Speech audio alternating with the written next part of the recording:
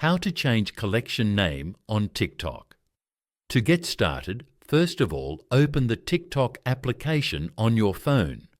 You will then be taken to the TikTok homepage. Here, you can explore and view TikTok Reels. On this page, go to the bottom right corner and tap on Profile. Here you can edit and view your profile information. From this page, you need to tap onto this icon over here. Once you are here, go to the Collection section. Now tap on the collection you have previously saved on TikTok. Once you are in, tap on the Share option at the top right corner. Then, you need to tap onto this Change Name option.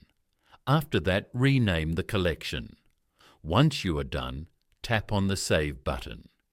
As you can see, the name of the collections has been changed. Hit backspace to view it from this page. Your followers will find this collection by this name, if they have access to it. So by following these simple steps, you can easily change collection name on TikTok.